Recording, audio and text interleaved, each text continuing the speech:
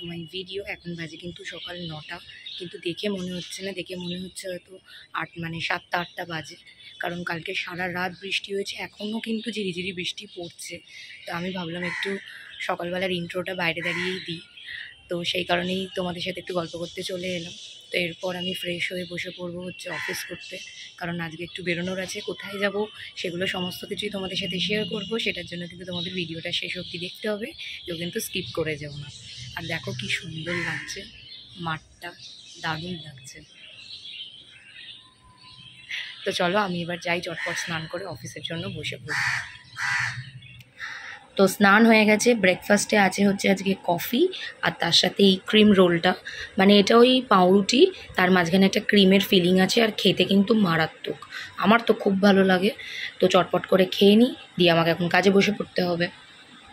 তো এখন আমি রেডি হয়ে গেছি, এখন আমরা বেরিয়ে পড়বো। কোথায় যাচ্ছি সেটা কিন্তু আর কিছুক্ষণ পর তোমরা জানতে পারবে। যখনই কোথায় যাই টম এসে বাইরেটায় দাঁড়ায়, ওকে টাটা বলি, কিন্তু আজকে জানি না কেন আমাকে পাত্তা দেয়নি। তো বেরিয়ে ফার্স্টেই ফুলের দোকান থেকে ফুলমালা কিনে নিচ্ছি। তোমরা হয়তো কেউ কেউ গেস করতে পারছো যে আমি কোথায় যাচ্ছি।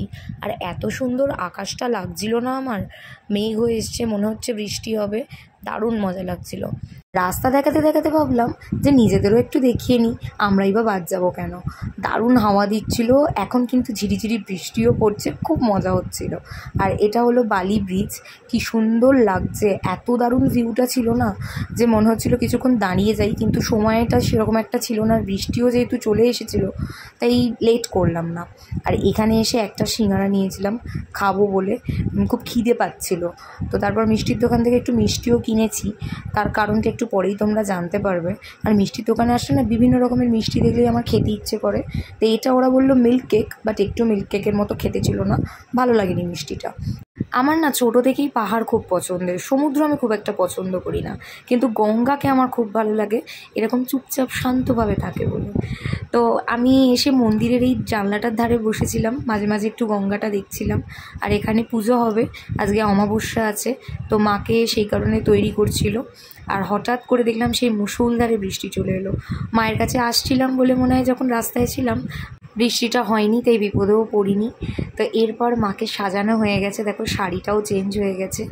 আর একজন আজকে 108টার পদ্ম ফুলের মালা নিয়ে এসছে, মালাটা খুব বড় ছিল আর একটু ভারও ছিল। তো মামা এখানে চেষ্টা করছেন যে ওটা ঠিকঠাক করে পরানোর জন্য, আলটিমেটলি পরিয়েওছে, খুব সুন্দর দেখতে লাগছিল। আমার না মাকে বরাবরই এই লাল শাড়িতে খুব ভালো লাগে, আর ওই জবার মালাটা আর অপরাজিতার মালাটা আমি নিয়ে গেছিলাম, ওটাও মাকে পরিয়েছে, খুব ভালো লাগলো দেখে। আর এখানে এখন যজ্ঞর জন্য প্রিপারেশন চলছে, মা আর ও সামনে বসে আছে আর আমি পিছন দিকটায়। তারপর বেরিয়ে একটু চা খেলাম, কারণ মাথাটা ধরে গেছিলো, অনেকক্ষণ ধরে বসেছিলাম ভিতরে। আর আজকে কিন্তু আমি ও বাড়ি যাইনি, এ বাড়িতে এসেছি, এখন 3 দিন থাকবো, খুবই মজা।